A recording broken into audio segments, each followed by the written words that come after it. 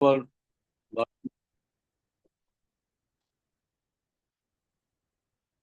گزشتہ گفتگو میں اس عنوان پر بات کی تھی کہ قوانین کے نفاذ کی اتھارٹی، فائنل اتھارٹی کون ہے؟ ہمارے یہاں قانونی پروسیس میں پارلیمنٹ، اب اس پہ ایک مستقل نظری بات ہے کہ پارلیمنٹ اگر فائنل اتھارٹی ہے تو پھر قرآن و سنت کی بالادستی کا معنی کیا ہے؟ اور اگر قرآن و سنت فائنل اتھارٹی ہے تو پھر دوسرا سوال یہ ہے کہ معاہدات کی حیثیت کیا ہے جو بین الاقوامی طور پہ ہم نے کر رکھے ہیں؟ قرآن و سنت کی بالادستی اور قرارداد مقاصد کے حوالے سے پچھلی گفتگو میں نے تھوڑی سی بات کی تھی. آج کی کار معاہدات کے حوالے سے ایک مسئلے پہ بات کروں.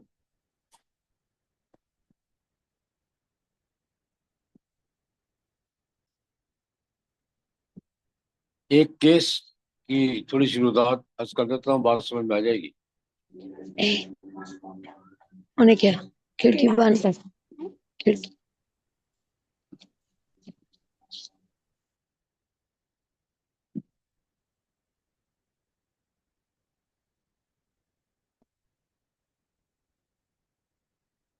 میاں نواز شریف صاحب کے وزارت عظمیٰ کے پہلے دور میں جرائم سے نپٹنے کے لیے خصوصی عدالتیں قائم ہوئی تھی. ایک چکوال کا کیس تھا ڈکیتی کا. ایک فیصلے ڈاکہ ڈالا، ایک بندہ قتل کیا، کوئی مال لوٹا، پکڑا گیا. اسپیشل کورٹ میں خصوصی عدالت میں کیس چلا. خصوصی عدالت نے پھانسی کی سزا سنائی اور یہ کہا کہ پھانسی کھلے بندوں دی جائے گی، عام لوگوں کے سامنے، لوگ اکٹھے کر کے. اب یہ کھلے بندوں کسی کو سزا دینا آج کے مروجہ قانون کی نظر میں تذلیل ہے. اس کی عزت نفس مجروح ہوتی. سزا الگ ہے، عزت نفس الگ چیز. اقوام متحدہ کے چارٹر میں یہ لکھا ہوا ہے دفعہ نمبر 5 میں کہ کسی کو ایسی سزا نہیں دی جائے گی جس سے جسمانی تشدد ہو اور جس میں تذلیل ہو. ان دو لفظوں کی زد میں ہماری ساری حدود، یہ کوڑے اور قصاص اور ہاتھ کاٹنا اور یہ سب، اور کھلے بندوں سزا دینا یہ بھی اس کی زد. کھلے بندوں سزا دینا تذلیل. جبکہ قرآن پاک نے کہا وَلْيَشْهَدْ عَذَابَهُمَا طَائِفَةٌ مِّنَ الْمُؤْمِنِينَ. اسپیشل کورٹ نے فیصلہ دے دیا، چکوال کا کیس تھا، اس کو پھانسی دی جائے گی اور سر عام دی جائے گی. یہ سر عام سزا دی جائے گی. اس کا سپریم کورٹ نے سوموٹو نوٹس دے. سوموٹو نوٹس یہ ہوتا ہے کہ کسی نے درخواست دی، بالا تر عدالت نے محسوس کیا کہ اس کیس میں زیادتی ہوئی ہے تو وہ اس کو طلب کر سکتے. سپریم کورٹ نے سوموٹو نوٹس لے لیا کہ یہ کھلے بندوں سزا دینا یہ تو بین الاقوامی قوانین کے خلاف ہے اور معاہدات کے. اقوام متحدہ کا انسانی حقوق کا چارٹر ایک معاہدہ ہے، 1948 میں ہوا تھا. اس میں ہم بھی شریک ہیں. ہم اقوام متحدہ کا حصہ ہیں، ممبر ہیں، اس کے سسٹم میں شریک ہیں. اور وہ معاہدہ اقوام متحدہ کا بنیادی قانون. اب ظاہر بات ہے کسی معاہدے میں شریک ہوں گے تو معاہدے کے شرکاء تو ہم سے پابندی کا مطالبہ کریں گے. تیسری بات، اس معاہدے میں یہ ہے سزاؤں کے معاملے میں کہ جسمانی تشدد نہیں ہوگا کسی سزا میں، اور جس کو سزا دی جا رہی اس کی توہین اور تذلیل نہیں، اس کی عزت نفس کا خیال رکھا جائے. اب اس کی روح سے یہ وقاحت ہم سے یہ تمام جو حدود اور تعزیرات ہیں نا، ان پر اعتراض یہی ہے. تمام حدود پر تو سب پر حدود کیا ہے؟ رجم تشدد ہے. قصاص کیا ہے؟ النفس بالنفس والعین بالعین والانف بالانف والأذن بالأذن. آپ کا پہلے قتل میں کیا کوڑے ہیں؟ کوڑے، قصاص، رجم، جسمانی تشدد ہے. اور کھلے بندوں سزا دینا ولیشہد عذابہما طائفۃ من المؤمنین، یہ تو توحید ہے. آپ کا یہ سارا نظام سزاؤں کا آج کے قانون کی روح سے انسانی حقوق کے منافی. اسی بنیاد پر اعتراضات ہوتے ہیں، تبدیلی کا مطالبہ ہوتا ہے. ہم نے کئی تبدیل کیے ہیں. ضیاء الحق کے دور میں حدود نافذ ہوئی تھی، پرویز مشرف کے دور میں ترامیم ہوئی ہیں. تو سپریم کورٹ میں یہ بات آ گئی. بعض میں پھر یہ نقطہ آ گیا کہ یہ ایک طرف معاہدہ ہے، ایک طرف قرآن پاک کی نصیحت ہے. معاہدے کی پابندی معاہدے کی روح سے ضروری ہے، اور قرآن و سنت کی پابندی دستور کی روح سے ضروری ہے. دو دو گارنٹیاں ٹکرا گئی، کیا کریں؟ اس پر سپریم کورٹ میں تقریباً 6 مہینے بحث ہوتی. اٹارنی جنرل پیش ہوئے، صوبوں کے ایڈوکیٹ جنرل پیش ہوئے، بڑے بڑے وکلاء پیش ہوئے، دلائل دیتے رہے. ایک بڑے وکیل سے فوت ہو کے وزیر قانون بھی رہے ہیں، انہوں نے سب سے زیادہ تفصیل سے بحث کی. انہوں نے کہا معاہدات میں اور نصوص میں اگر تقابل ہوگا بارے تو سے ہیں. قرآن پاک میں معاہدات کی پابندی کی تلقین. یا ایھا الذین آمنوا اوفوا بالعقود، ایک دلیل انہوں نے دی کہ قرآن پاک میں معاہدات کی پابندی کی تلقین. اور جناب نبی کریم صلی اللہ علیہ وسلم نے جو حدیبیہ کا معاہدہ کیا تھا، اس میں بعض سکے ہمارے مفاد کے خلاف تھے، لیکن رسول اللہ نے پابندی کی. یہ ایک دلیل. یہ دوسری بات، قرآن پاک نے نکاح، طلاق، ان معاملات میں بالمعروف بالمعروف بالمعروف عرف کی پابندی کا حکم. اور ہمارے احناف کے ہاں ویسے عرف و تعامل کو بنیادی حیثیت آتا ہے. 70-80% مسائل کی بنیاد عرف پر ہے، تعامل پر ہے.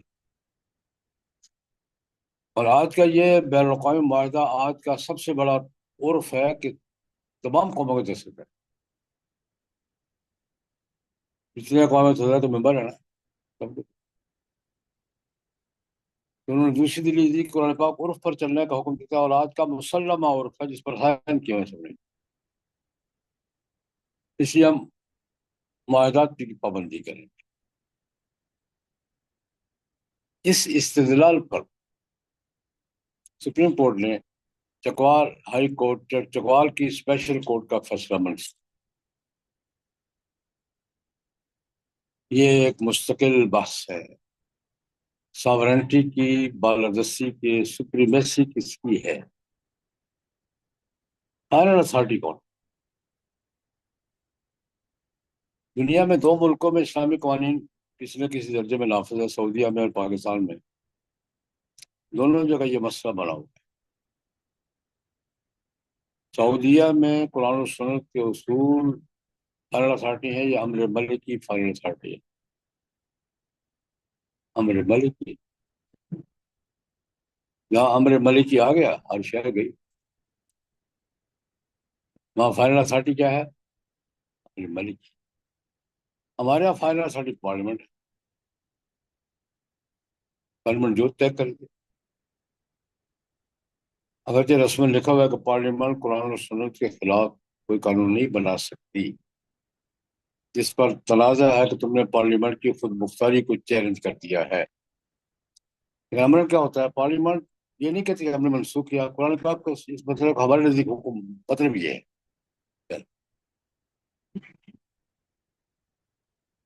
قرآن و سنت کا حکم سراخوں پر، لیکن مطلب یہ ہے. اس کی تعبیر و تشریح کی اتھارٹی کون ہے؟ پارلیمنٹ۔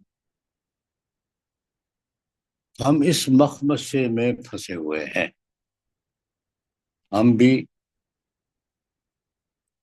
سعودی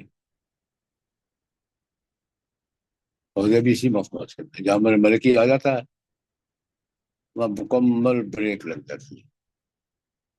ہمارے جب پارلیمنٹ کی ساورنٹی آ جاتی ہے تو ہر چیز سٹاپ ہو جاتی ہے، اور پھر ہمیں توجیحات کرنی پڑتی ہے مجبوراً کرتے ہیں، اس کا یہ معنی ہے، اس کا یہ معنی ہے، اس کا یہ معنی ہے۔ تو میں نے بحث یہ کی تھی کہ ساورنٹی، فائنل اتھارٹی، آخری حکم کس کا ہے، یہ الجھا ہوا ہے۔ میں نے گزارش کی تھی کہ دستور میں دونوں گارنٹیاں موجود ہیں کہ قرآن و سنت کے خلاف کوئی قانون نہیں بنے گا، موجود ہے۔ انسانی حقوق کے خلاف کوئی قانون نہیں بنے گا۔ انسانی حقوق سے مراد کیا ہے؟ انسانی حقوق کا عالمی چارٹر۔ ہوتا یہ ہے، ہماری گاڑی کو دونوں طرف انجن لگا ہوا، پریکٹیکل پوزیشن یہ ہے کہ ہماری جو قانون سازی کی گاڑی ہے نا، ٹرین، دونوں طرف انجن ہے۔ اس انجن میں تیل زیادہ ہوتا ہے، پاور زیادہ ہوتی ہے، وہ کھینچ کے لے جاتا ہے، ادھر والے پہ تو یہ کھینچ کے لے جاتا ہے، ادھر پہ بھی کھینچ کے لے جاتا ہے۔ اس پر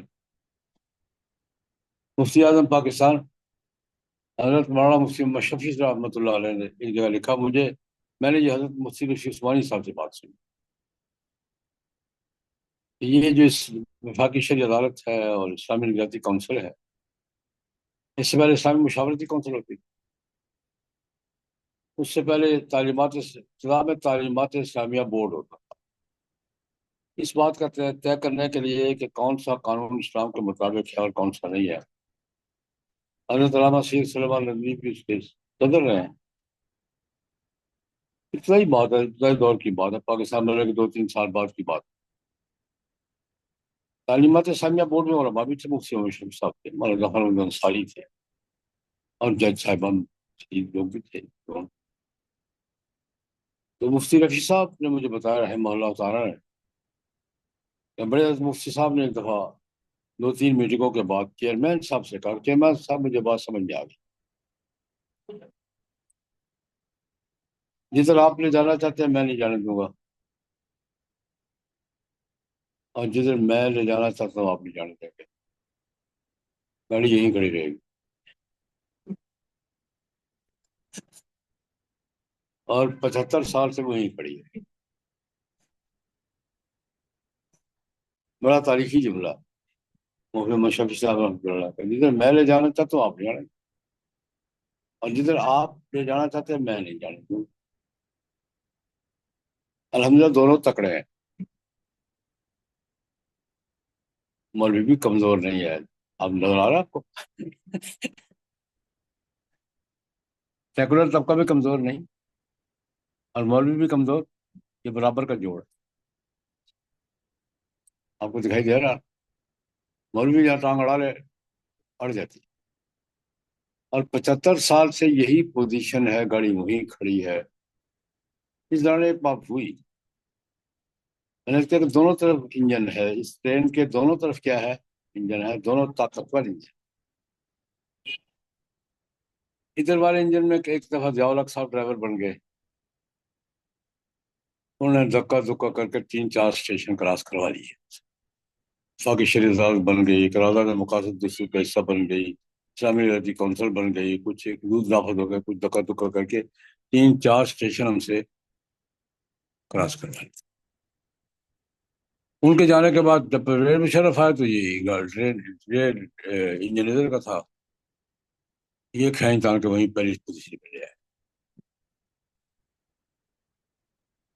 جو پیش رفت ضیاء الحق مرحوم کے دور میں ادھر ہوئی تھی، پرویز مشرف کے دور میں واپس، تو پنجابی محاورہ نہیں بولوں گا، جہاں کے تھے وہیں آ گئے۔ ہمارے ساتھ 75 سال سے یہ دو گارنٹیاں ٹکرا رہی ہیں، دو طبقے ٹکرا رہے ہیں، جس کا غلبہ ہوتا ہے وہ دو چار سیشن لے جاتا ہے، دوسرا آتا ہے وہ پھر واپس لے جاتا ہے۔ یہ ہمارے ساتھ ہو رہا ہے، اس وقت کی صورتحال ہے۔ باقی بات پھر سے انشاءاللہ۔ اللہم صلی علی سیدنا محمد۔